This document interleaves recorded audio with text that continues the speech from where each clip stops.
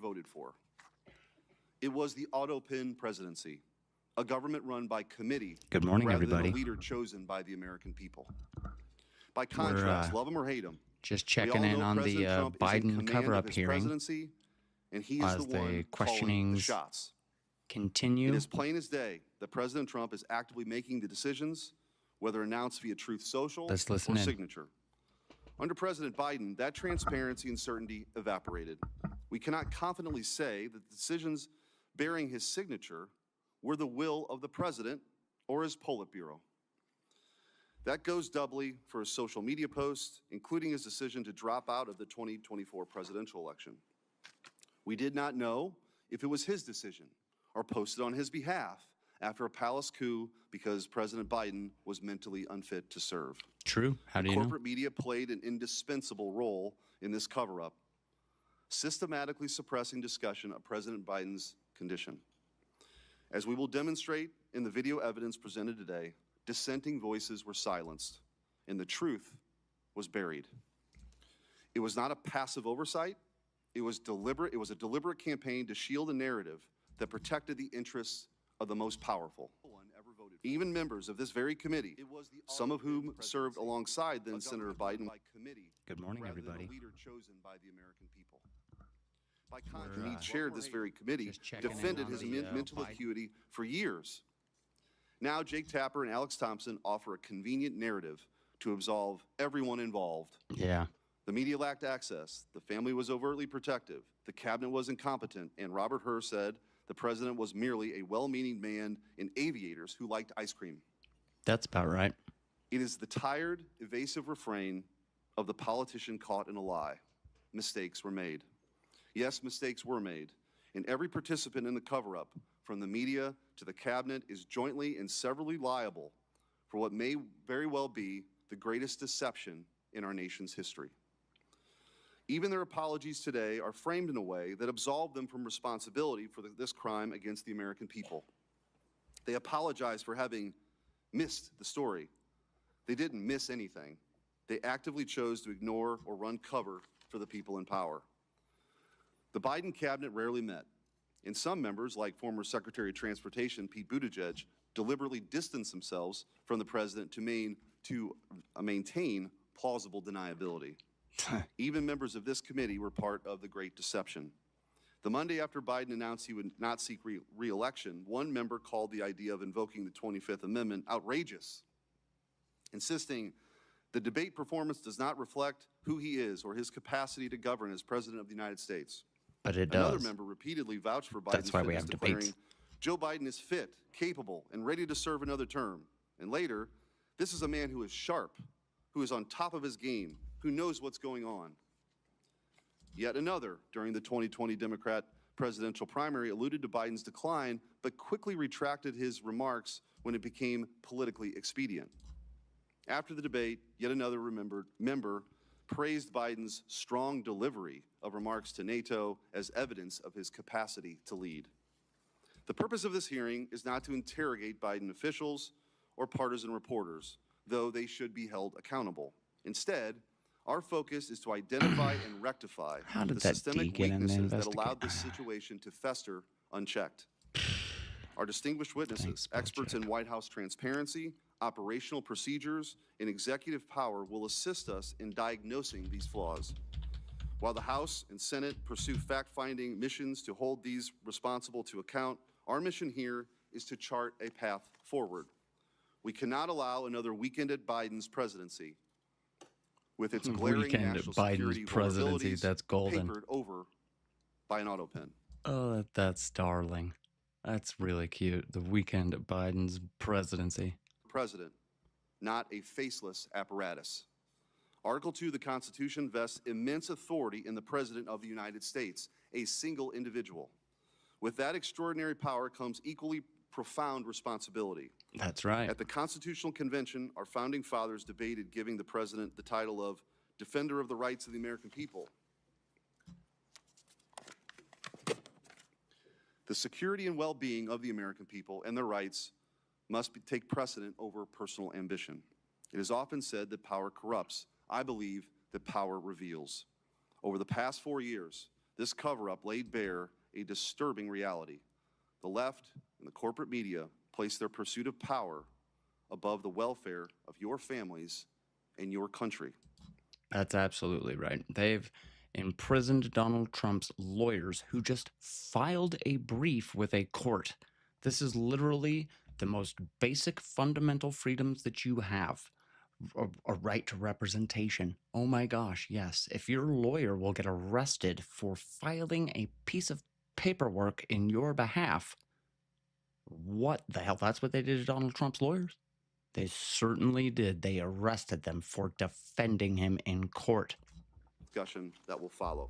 The public is counting on us to ensure this never happens again, because we won't always be fortunate enough to have a leader like President Trump who is so unmistakably in command. That's correct, 100%. Senator Welch.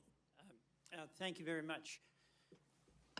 Senator Cornyn indicated the view of the hearing is that there was a constitutional crisis as a result of the cover-up of President Biden's decline. I believe there is a constitutional crisis. It's the collapse of Congress asserting its Article I authority to make decisions about the well-being of the American people. What has this Senate debated in the months that we've been here, other than nominations? Have we discussed the possible war with Iran? Have we had a serious discussion on the floor about the massive and mounting debt? Have we had any discussion about the abdication of congressional spending authority by the impoundment actions of an administration? Have we had a discussion about climate change that is causing havoc throughout the world? What we've done is gone to the floor and haven't debated. We've gone to the floor and voted on nominations. There's another issue of great concern to me, because I have enormous respect for my colleagues. Each and every one of us who was elected, it's the highest honor of our life. Each and every one of us came here because it is in our bones that we want to try to do something beneficial and make life better for the people we represent. And we have different points of view. But instead of this Congress debating those different points of view about oil exploration or about clean energy, about a good healthcare system, what we do is turn that debate into personal accusations of motivations, of cover-up, of conspiracy, of bad character, of demeaning folks who disagree with us. So we never get to the discussion about how do we have a healthcare system that works for the people in Texas, the people in Louisiana, and the people in Vermont. We never get to the discussion about, are we going to deny the reality of what you know is true, climate change, and how do we address that in a way that maintains a strong economy and actually builds a strong economy? We get into the accusations that if you disagree with me, you're a left-wing radical. We get into these discussions that if you disagree with me, you're a Marxist. We get into these discussions that fan the perception of the people we all represent, who desire nothing more than be able to take care of the families, live with some security, make a contribution in the communities where they live. That if a person disagrees with you, they are a bad person. We will get nowhere with that approach. Now, so many of the things that happened in the Biden administration, He's preaching to the choir. He knows it's not the right that's constantly accusing and ostracizing people from their own party. Our party is getting bigger. The right is getting bigger all the time because the left keeps purity spiraling and forcing people out of their party. Where do they end up? They end up over here because they're pissed off at the Democrats. Democrats have a 30% approval rating in the House of Representatives. So, or no, total. The Democrat Party has a 30% approval rating with Democrats. That's disgusting. Yeah, that's how terrible they're doing. I totally supported, and many of you totally opposed. Those are policy disagreements. He came in with COVID. We got through COVID. We can debate about how we did it, but that was an accomplishment. The American Rescue Plan, we had the biggest jobs creation in the history of the country. The chips and science. You had the biggest jobs loss in the history of the country. You locked down the nation for like 6 months in the least, and 2 years in places like California, New York, and Chicago. It's crazy. You guys went buck wild on lock it all down and get them all hooked on government money. Let them lose that self independent situation that they've got where they're working for themselves or self-employed or making good money somewhere else. Oh, we got to reduce that. They're just a little too independent, you know? Act, a single member of the minority who represent half of the citizens of this country can even be in the room when the terms and the policies are being debated. We are not there. That is what I call a cover-up, because our responsibility to the people we all represent is to debate health care, is to debate our budget, is to debate about the debt that we're going to be leaving the left won't future generations. And there is no debate in what is going to be decided in the private back rooms amid discussions, not even of all the Republicans, but of some Republican leaders. That's well, Democrats won't even come to the room. There is not, this guy's not a Democrat. There are no Democrats in this room. They won't even talk about things, period. They won't even accept the simple premise that Joe Biden may have had some mental acuity problems during his presidency, and that there are questions. Many Americans are wondering about who actually was running the auto pen, who was actually running the presidency. You know that? And why can't we even talk about these things? Well, Democrats won't even come to the table. They do not care. They're just crazy, concerned about one thing: power, taking the power and keeping the power. That's it. They're not concerned about people. They're not concerned about constituents. They're concerned about taking power from those they disagree with and using that power to stop those they disagree with. That's why in the world are we doing it? But we know the answer to that, because the politics that has been embraced in this Congress is the politics of accusation, of demeaning adversaries, of deflecting from engaging. Yeah, but who's he talking to? He's not talking to anyone in the room, because anyone can go on down there and debate the frickin' point of this entire hearing. But they won't. I see plenty of Republicans down there that are voicing their opinions and their concerns. Why is it that not a single senator from the Democrat Party is even in that room to say, you know, I'm defending my president. He's defending President Biden, former President Biden, and his inability to, you know, talk, walk, speak, step, stand, lots of things. So if they won't even defend him, what's the deal? You know what I mean? They don't have any concerns about Biden and his presidency at all. Even if they do, they don't dare speak it out loud, because they'll be kicked out of their own party. They'll get removed from every committee. Then they'll end up being a Republican in 3 years. Look at so many Republicans right now, even in Donald Trump's own administration. RFK, former Democrat. Tulsi Gabbard, former Democrat. I mean, there's plenty of them. There's so many. It's they just don't get it. They just don't get it. The Democrats just don't get that their myopic view on these few social issues that they push on everyone so hard. We are done. We're over it. They are not popular issues. They're catering to unpopular issues that are held by a fraction of a percentage of the population. So their popularity is in the gutter. Democrats are in the gutter by their own party. Their own party disapproves of them by 70%. Or I don't know about disapprove, but their approval rating is 32%. The Democrat Party's approval rating is 32% by Democrats in the party. How many people left the party in the past 4 years? Millions, millions and millions. Donald Trump won a plurality, not just the vote, not just the popular vote, but every freaking county in every state went red. Like, there was no blue shift in any contested district in the United States. Period.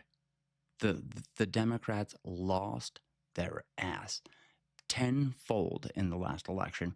They lost everything and more. It's unbelievable that they would ever double down on the stupid things that they have been talking about. I cannot believe it. The positions they take, the decisions they make, absolutely just makes them look foolish. I would not doubt if the Democrat Party ceases to exist by the next election. Sure, Mike there. Thank you. Thank you, Senator Smith, Senator Cornyn.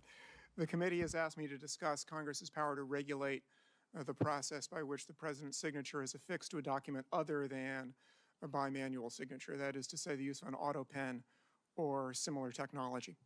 I have 4 points to make. The first is that the Constitution and the laws generally, when they require that the president act by signing a document, do not require that the president manually sign the document. The Justice Department's Office of Legal Counsel wrote an opinion on that subject in 2005, which is quite extensive, and I find it persuasive. The concept of signature is signing a document is more general than, like a lot of concepts, more general than its central application. The central application is manual signature, but that's not the only way by which someone can sign a document. Someone can also sign a document by indicating that the person signing the document has decided that that person's signature should be affixed to the document by some process other than manual signature. The second point is that as a general matter, Congress has power to carry into execution the constitutional powers of the other branches of government. The last power that is conferred on Congress by Article 1, Section 8, is the end of what's called the necessary and proper clause, and it provides that Congress shall have power, I'll read the whole clause, to make all laws which will be necessary and proper for carrying into execution the foregoing powers, that's Congress's other powers there in Article 1, Section 8, and all other powers vested by this Constitution in the government of the United States or in any department or officer thereof. That's Look the at that last dude part. in the That's the part background's that's hair. relevant here. It's sometimes What called is the horizontal going on there? necessary and proper clause because it operates horizontally among the three. What is happening here? What did he do? He's probably been up all night. He looks disheveled. That's what it is. Co-equal branches. Congress is the Working his legislature. ass off. There are times when one of the other constitutional powers can use support that can be given only by the force of law. And that is something that Congress can do with a horizontal, a necessary and proper power. The next thing I'll say is there are some principles, I think, that should govern exercises of the horizontal, necessary, and proper power. The first is that it operate to support, to assist, to make cause to function better, the power that is being carried into execution, be it that of the president or that of the federal courts. The second is that in supporting the other powers, Congress not seek to exercise powers that are vested elsewhere, like the power to decide cases, like the president's power of pardon. And third, when Congress exercises that power, it should make sure not to put substantial burdens on the exercise of the other powers that it's seeking to support, powers that once again are vested elsewhere than in Congress by the Constitution. I think Congress can regularize the process by which the president's signature is affixed without his manual signature in a way that would be consistent with Congress's horizontal, necessary, and proper power. In particular, Congress can require that when the president indicates that his signature is to be affixed to a document without manual signature, that that decision by the president be documented and some individual record that the president has made that decision and that be made part of the public record. So regulate it. There needs to be a paper trail of the use of the auto pen. I'm surprised there isn't already a paper trail. I'll bet you the auto pen itself probably has a little frickin' memory card that says, this is when I did this thing. Here's the history. You can download it here. For real, though, I'll bet it does.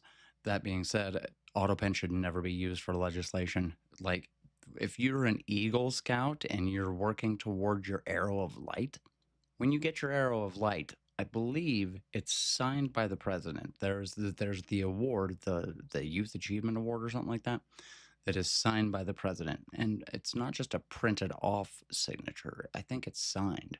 But they use auto pen, which is fine. It's just fine. It's a pen contacting paper of the exact signature of the president. But the president's a busy man, so he can't sit there and sign every autograph, which is what that is.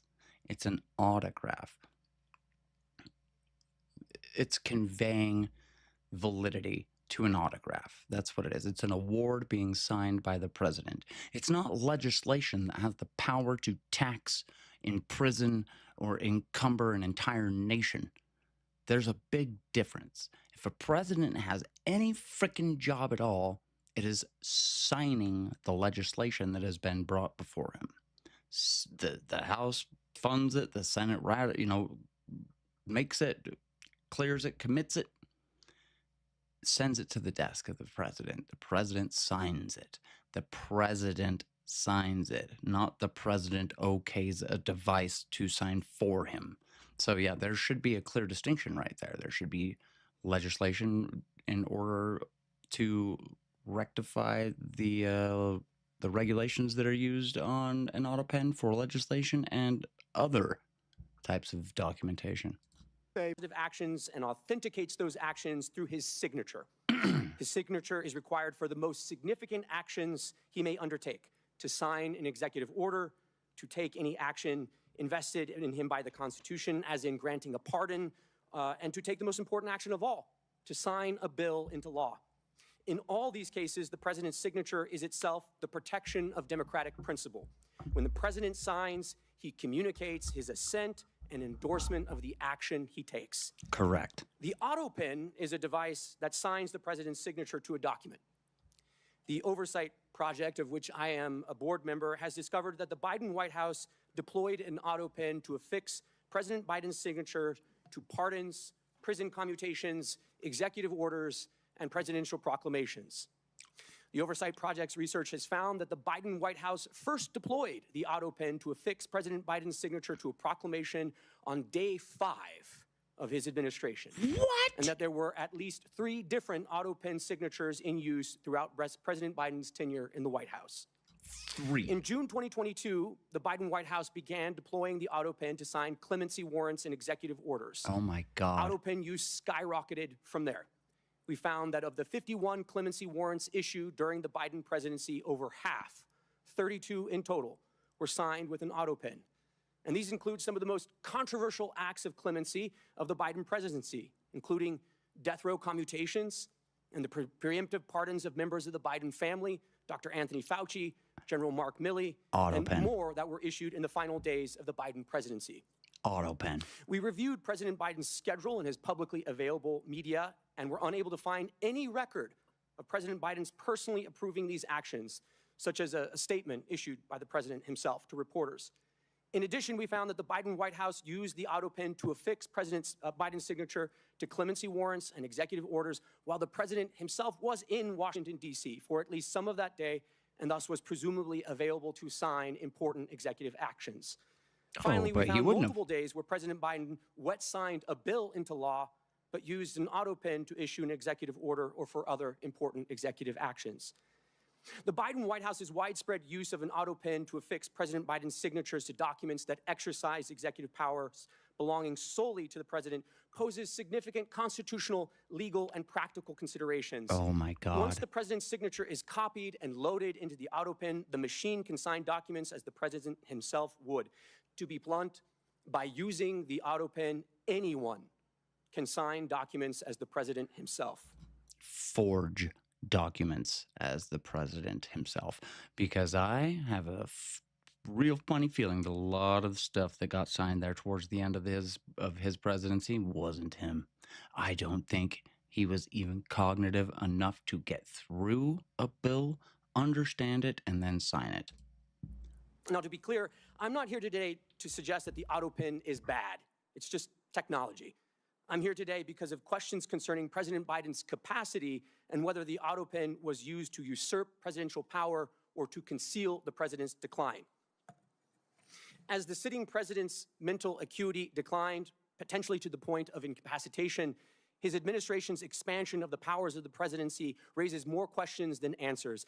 Any investigation into this matter should focus not only on whether President Biden directed or authorized subordinate staff to take action in certain instances, but whether he had the capacity to do so at all. The 25th Amendment lays out clear procedures for what to do when the president is incapacitated. It was carefully drafted and informed by our nation's history.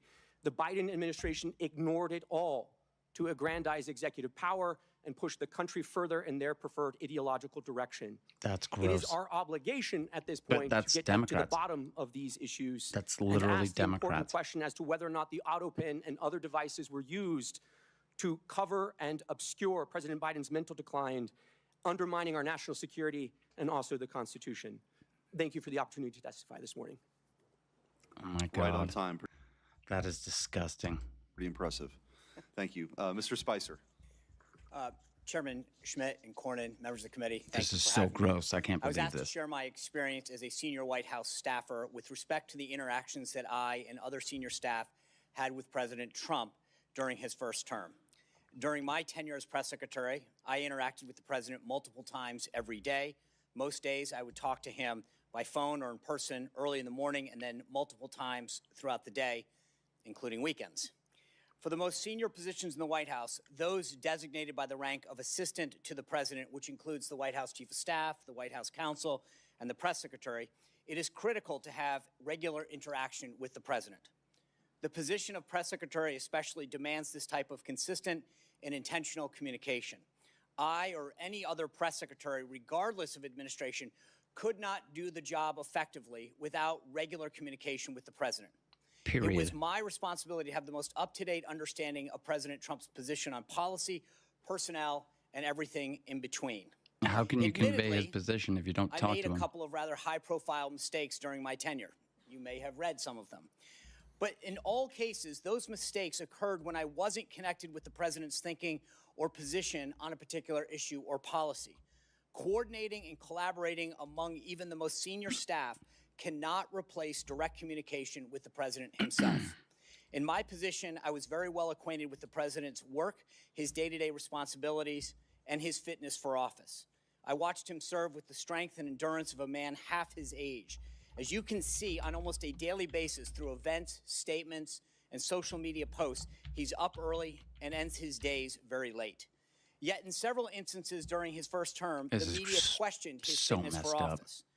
Guests and so-called experts like Sanjay Gupta at CNN were called upon to speculate on the result dude. of Trump's physical and mental well-being. I don't The Washington Post ran hit pieces with headlines like, "The White House struggles to silence talk of Trump's mental fitness."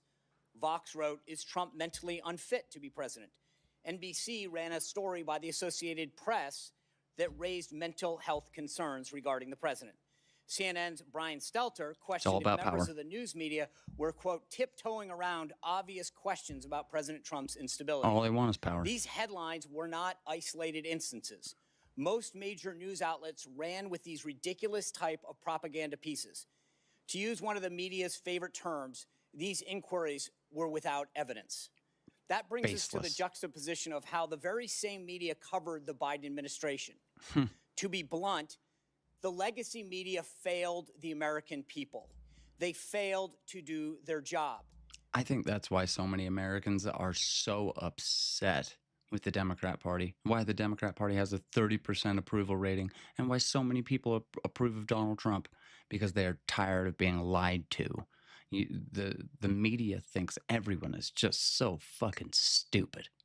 They think everyone is a fucking moron, and especially their own party. They look down their noses at Democrats. I cannot believe the leadership and the media. These media talking hair hats, they just think you are the dumbest person around. They'll lie to you straight to your face and expect you to be just so gullible that you'll just swallow it and walk away believing it, and then turn into one of their foot soldiers, go out and be some crazy Karen with blue hair screaming, "No kings, no kings," because they just crave power. That's it. They will lie, cheat, and steal right to you. They don't care. They just want power. They have no morals. They have no, there's no background basis of things that they want to accomplish for America, because they don't care about America. They don't care about their neighbors. They don't care about anyone but themselves and power. The power comes from getting votes.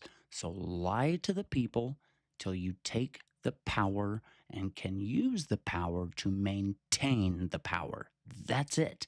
Any way possible. No moral compunction. They will do anything, justify any action, and call it a diversity of tactics when they actually stop the First Amendment. They will.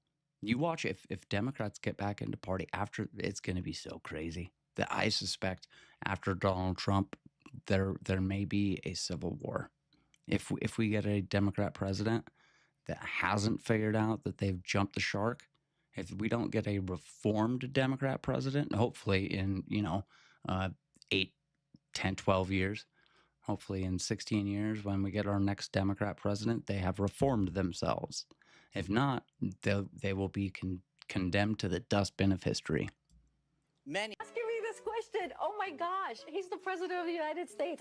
I can't even keep up with him. The most difficult part about a meeting with President Biden is preparing for it, because he is sharp, intensely probing, and detail-oriented and focused. I can testify because I've been working very closely with this president for the past 2 years. I've been knowing him for 30 years. And I'm telling you, this guy's tough. He's smart. He's on his game. Joe Biden has vision. He has knowledge. He has a strategic thinker. Yes. The president is focused. He's detail-oriented. He's always thinking about the big picture. He is engaging. He is capable. He has an incredible record as president. And I'm often with him on foreign trips. He's at the top of his game. So he has a vision. He has knowledge. He has judgment. He has a strategic thinking. I met with the president, I don't know, 5 or 6 weeks ago, and he seemed fine to me. I have complete confidence in the president. I have watched him expertly Merrick guide Garland should go to prison. Meetings of staff. This dude should go to prison. Cabinet members. I could not have more confidence in the president. He has broke so many laws. I tell you that I meet frequently with the president. This piece of crap too. Every single time I meet with him, he is just fine. But he is, again, knowledgeable, wise. Incredibly What's your sharp, favorite ice incredibly cream flavor, probing, Mr. incredible President? command of the details. Wow. He is sharp. He is on top of things. There is nothing to these challenges, these suggestions that somehow he's not sharp and he's not capable. We see Joe Biden up close. We know how attuned Do he you? is to the issue. And you're going to see how If you've seen him up close, you'd probably see right through him. I say his age is an asset. Aha! He's wise. Yes, he's wise. He has wisdom. He has experience. And his experience, because of his age and his wisdom, has been invaluable to this country. A lot of countries, people who've been in office a longer period of time are praised for their wisdom. I have seen a lot of 72-year-olds not as capable as this 80-year-old. It is hard for us to keep up with this president. His mental acuity is great. It's fine. It's as good as it's been over the years. He's fine. All this right-wing propaganda that his mental acuity has declined is wrong. And this kind of sense that he's not ready for this job is just a bucket of BS that's so deep, your boots will get stuck in. Yeah. Okay. Professor Harrison, I do want to ask a couple questions. I just want you to presume for a moment that that a pardon was issued under President Biden's auto pen signature, but issued without his direction. It comes to light that that he actually didn't direct it. A member of his staff used the auto pen for a pardon. What What recourse is available under those circumstances? Well, Senator, I think there would be two questions. The first has to do with whether, and I can't answer it other than to identify the question, which is to say, sometimes documents that are properly authenticated are treated as having been validly issued even when they're not. That can happen. There are legal rules that produce that result, and I don't think there is such a rule about a pardon, but I would have to inquire into that again because there are such rules. The other thing I'd say is that for a Here's an image of President Joe Biden shaking hands with KKK leader Larry Bird, or what? Isn't that his name, right? Yeah. Yeah. This guy right here was a leader of the KKK for many, many years, and he was good buddies with Biden because Biden's an avowed racist. Yeah, well, not avowed. He's taken it all back, but he was very, very racist for many, many years. It's funny how people can just turn around and lie like a politician. Oh, wait. Like a politician. pardon, I forgot about that. particularly, the only situation I can think of that clearly would bring into question whether the I pardon was hate valid, politicians. which was the first question, was if the government sought to prosecute someone and the person who purportedly received the pardon offered the pardon as a defense, then the government might say that no, the pardon was invalid and therefore you weren't pardoned, you're still subject to prosecution. There might be some other way for a question like that about a pardon to come up. I can't think of another, but that's the one I can think of. So from your perspective, let's just say that if there isn't any other legal recourse other than the one that you sort of brought up, what advice would you give to this committee or this Congress or this Senate to address that? What remedies could the legislative branch enact? It's hard to think of anything Congress can do ex post. That's why I do think that it would be advisable ex ante to improve the process of authentication and make it more clear that documents that are signed by AutoPen really do reflect a decision by the president. That done in advance will make whatever the authentication system is more reliable. Mr. Wald, given sort of the role that you played in trying to provide more transparency of what happened during the 4 years under Joe Biden, who was running the country under Joe Biden? Let's just take the last 2 years. It's a great question, Senator, and at some level, I'm not the right witness for this hearing. I mean, there should be members of the media here, maybe some of your Senate colleagues who had known the president over the years and obviously had close proximity during the time of his administration, and obviously his staff. I think, sort of align with your previous question, there is a real consideration here on authentication. And in my time in the first Trump White House, there was an exhaustive process to determine how paper flowed into the Oval and when the president had given his assent to a certain action. That was through, in fact, two different policy channels, the staff secretary, and then there was also an office, essentially of policy management, guiding the flow of documentation. If the Biden administration staffers and personnel wanted to put this to bed, they could very easily dispel all of this by saying, here are the documents that show the president assented to these actions. They won't because they can't because he didn't. Previous administrations would have that. And if that's not there, then there is cause to improve the way that executive branch employees authenticate actions undertaken by the president. Yeah, I mean, the president actually performing the functions of president is kind of an important thing in our constitutional order. You had, kings used to affix their seal to show that this was an official declaration from the sovereign in this country. The sovereign are the people. They delegate, the authority to their elected representatives. And as you mentioned in your opening statement, there's only one person elected by everybody. So that signature, this is not just a small point, that signature issuing a pardon for someone who'd been convicted of a crime, or in the case of Joe Biden, these preemptive pardons, which are sort represents of everyone, is a big deal. And I think that's part of the reason why we're here today. Mr. Spicer, I wanted to ask you, you alluded to this, but the media so desperate to make sure President Trump never got back into office. Of course, you saw the lawfare that took place, but then, of course, this narrative that Joe Biden was fine, don't believe your lying eyes, until that they couldn't deny it anymore based on the debate.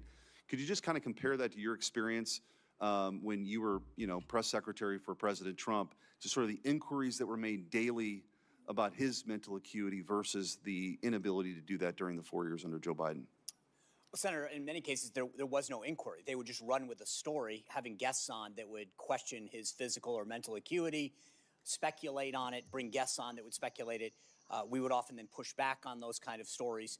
That's in vast contrast to the lack of any kind of curiosity that existed throughout the 4 years of President Biden. And I think the difference was they would seize on the simplest thing with President Trump, whereas in President Biden's case, there was multiple issues of physical, mental confusion, him going in the wrong direction, him falling down, him misunderstanding an event or not being able to finish the sentence. That was never the case with President Trump. They were almost manufacturing instances in his case without actually trying to get to the bottom of a story or inquire within the press office to get our response. They would go with the story, then we'd push back. With Biden, my understanding from the conversations that I would have with the media is they would never ask. They just literally were basically afraid to go there. Senator Cornyn. Professor Harrison, it strikes me when talking about the auto pen, there are really two issues. One is the mechanical use of an auto pen in lieu of an actual signature by the president. But it seems to me that we're confronted with more important or more fundamental issues is, did the president know that the auto pen was being used for that purpose? And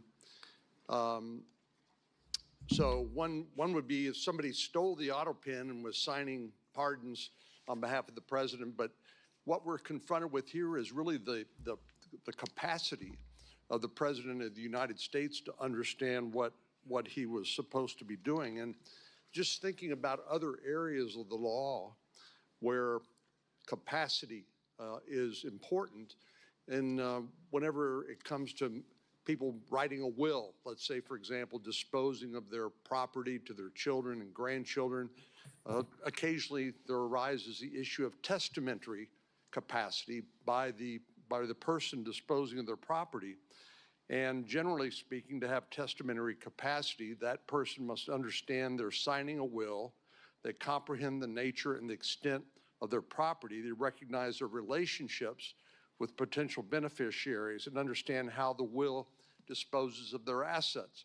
So why can't we have a similar inquiry into the executive capacity, let's say, of the President of the United States to actually know what he or she is doing? Senator, you're absolutely right that question, whether the president or somebody else who holds official power has the legal capacity to exercise it, is distinct from authentication of documents. Authentication of documents is important, but capacity is another question. With respect specifically to the president, I think the answer there is, and this may be out of the frying pan into the fire kind of answer. The answer there is Article 2 and then the 25th Amendment deal with the situation in which the president is unable to exercise his powers and duties. And I think it's a reasonable inference, although the Constitution doesn't come out and say this, that a president who is not determined to be unable through now what's the 25th Amendment process for making that determination. There's no process in Article 2 itself. The 25th Amendment added something. A president who has not been, pursuant to the 25th Amendment, determined not to be able to exercise the powers and duties of the president is presumed to have capacity to do that.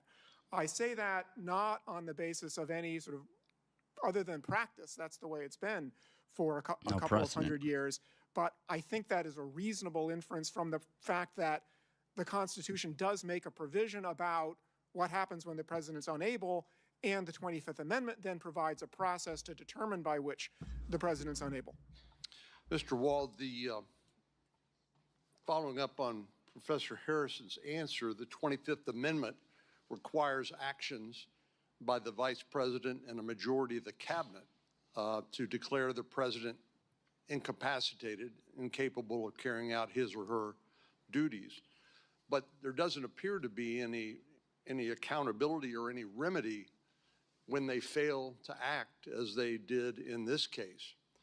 Some have suggested that there may be potential crimes committed by members of the cabinet for failing to act, basically suborning perjury, Yeah, just watching forging crimes government happen. documents, impersonating a federal officer, making false statements, conspiracy to defraud the United States, obstruction of justice, wire or mail fraud. Those are Treason. all statutes, criminal statutes that are on the books. Do you think there's any application of any of those criminal statutes to the circumstances of the Biden presidency and his incapacity? And the I failure also would like to know. of those persons, only persons authorized to question that incapacity under the 25th Amendment, the failure on their part to act? Senator, there very well could be. I mean, obviously, that would be a question for a prosecutor to take up in their discretion. I will say the 25th Amendment, it's a modern contrivance, but it still is consistent with American constitutional tradition, which it assumes that officers of the United States will act virtuously and morally. And the idea that members of the cabinet would go to the length of avoiding the Oval Office so as to abdicate their responsibility to verify the appropriateness of the president's acuity or the ability to authenticate actions taken by the president. If that's not a constitutional scandal, I mean, honestly, I don't know what would constitute such. So yeah, I mean, I think there could be the potential for crimes, but moreover, the 25th Amendment can only function in its procedural mechanisms if people are actually willing to call a spade a spade. Yeah, that's Senator Britt. Thank you, and I really appreciate Senator. That's not happening right now, and that won't happen. You can't speak out against anything that any Democrat does, especially a Democrat leader. If Biden comes out or would have came out and said this, the entire party would shift, and no one would ever accuse him of anything, because God knows that for one thing, they will protect their own. For sure, they'll protect their own if it's in their own self-interest. They're not going to protect their own to protect them or out of some moral, standard. No, and instead they're going to protect their own for maximal power acquisition. Cornyn, Senator Schmidt, calling this hearing. This is incredibly important. I mean, you look at what we know, that the 25th Amendment in the 1960s, we take a look at that. Section 4 was purposefully vague to allow for some flexibility. Clearly, it either didn't work or we have some people we need to hold accountable for not stepping up. So I want to know from you all, what do we need to do? Do you think that there need to be more guardrails when it comes to Section 4? Do you think that we need some more standards to evaluate that? And if so, what should those standards be? And Professor Harrison, I'd like to start with you. Senator, this is the question about further implementation of the Section 4 is one that has not received a lot of attention because, fortunately, the country has not needed it very often. I think that this is a situation here we are now, in which Congress's power is pretty limited. Disgusting. Because the Constitution, by design, put a somewhat vague but nevertheless meaningful concept, which is ability on the part of the president right, to act and it also means in the good hands of faith. a political process. That's the yes, lesson and I'll good say. faith. Yes. And I don't think obviously we don't have that here. I have no good faith in the Democrat Party. Do you have period. an opinion on that? They're bad faith actors Yes, Senator. continually. So you said, should we hold folks accountable and should there be some reforms? The answer would be both. Yes. So your colleague on the Democrat side, That's who the did attend, difference. Senator Welch, said, "Hey, this is just kind of retrospective." That's the difference. When I was growing up, politicians, they were dirty and lying and conniving, but they were still Americans. Half of the entire political party of the United States is not pro-America. They're anti-America. They'll tell you they're pro-America. They may even believe they're pro-America, but their actions are deleterious to Americans, the American civil way of life, and American prosperity. It's obvious that the Republicans have good faith in their arguments and are willing to speak about the things that they believe. Democrats are bad faith actors. They will not speak and would rather you not be able to speak to besmirch their terrible ideas. That's it. They want no competition. So shut down the Republican Party, imprison Donald Trump, imprison his supporters and his defenders. Anyone that would ever come at a detractor of President Biden, destroy that person too. They have to have narrative control because they just lie. They can't tell the truth. They have no moral standing to they don't have a leg to stand on. Everything they say is a lie. It's propaganda, and it's power based. It's politically driven. So it has it doesn't have to have a bearing in truth. They can lie to you. It's like jihad. It's like the Democrat Party are jihadis, and it's okay to lie to the infidel if you're a jihadi. And they're like, oh, it's just fine. You can get on national TV and tell people that Donald Trump eats babies, and that's just fine. You can make everyone freak out and worry that they are arresting and deporting American citizens, and that they're taking them over the Pacific or Atlantic Ocean and just pushing them out of the plane over the Atlantic. And people believe the stuff. And they're like, oh, well, it must be true because Donald Trump, and I just cannot be bothered to have critical thinking for the rest of the 2020s. I cannot believe these people. They won't think critically about the opposing side, but they won't think critically about their own side. I don't understand. It's got to be why they have such a shitty approval rating, right? They're just terrible people, terrible political party in the gutter, absolute garbage. Journalists, they were attempting to control the narrative, to make sure that no one who wanted to hold them accountable was silenced. Part of what I think this administration has done so well is bringing in new voices, people from disparate backgrounds of all sorts, to ask the White House press secretary, to ask the senior staff, and to be able to hold. Biden rescinded, 280 press passes when he became president?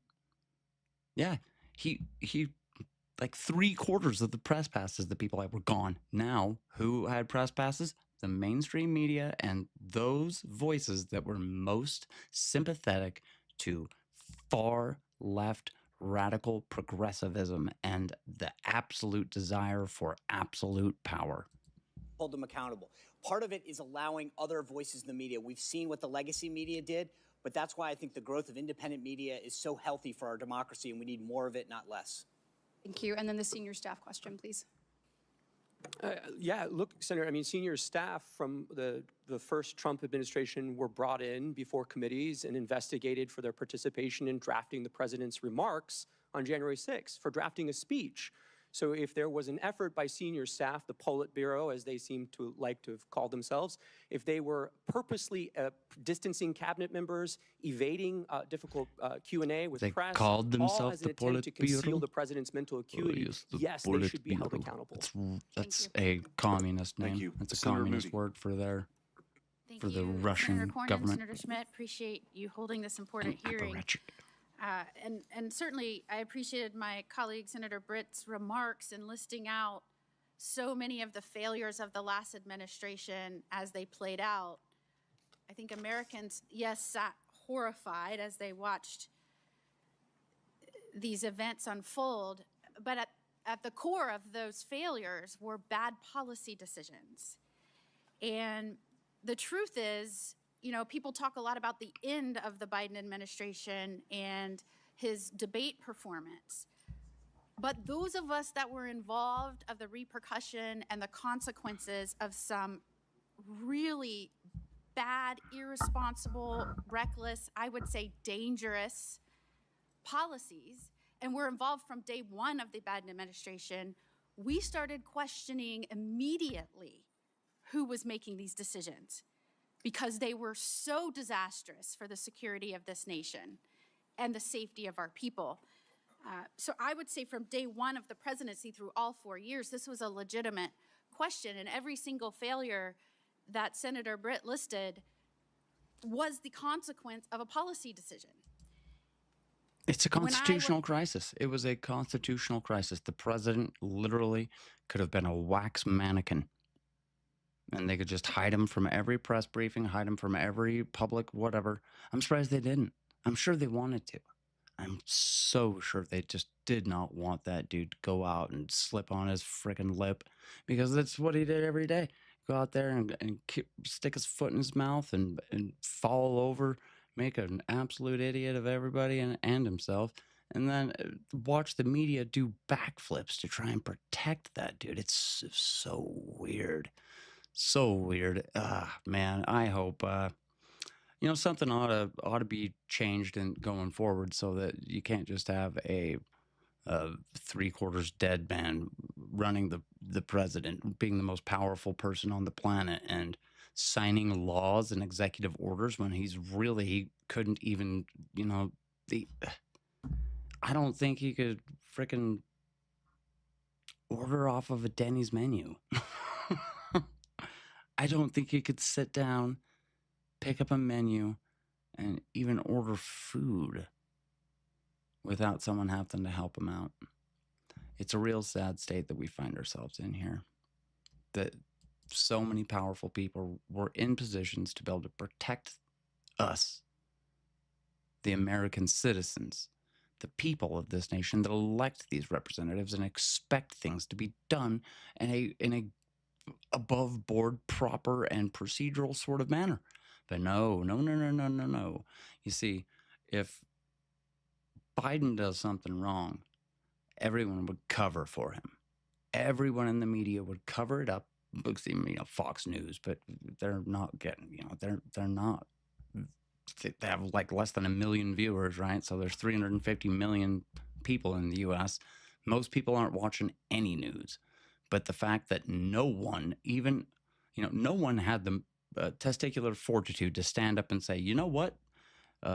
President Biden is not doing so well, and maybe it would be in the best interest of the American people and Joe Biden himself for us to find a more competent individual, for us to maybe 25th him and make sure that the country is being ran and led by a competent, sound-minded individual. It just blows my mind that he could be so, everyone could see it. You could just watch any news program that has any sort of spoken word coming from Joe Biden or any just action. He's got to just walk down the flight of stairs or walk across the stage, say a couple words, basically anything at all, and he'd be slipping over his words, tripping over the mic, and walking into walls. So the fact that no one would say that in his own administration, or the media, which is the third, they're the fourth estate. They're supposed to be holding these people to account, but they are not. They have dropped the ball. Biden, any media member that would be calling out any of his terrible shenanigans, he just yanked their press pass, and no one said shit about it. Frickin' the entire world blew up when Trump tried to take away Jake Tapper's press pass, which you don't have a right to, but he ended up getting it back. It's absolutely ridiculous that Biden can take away 280 press passes. No one says a word. Why? Because they're all power-hungry Democrats that will lie, cheat, and steal so that their preferred politician can be in power. That's absolutely gross. It's disgusting, and I hate it. It's un-American.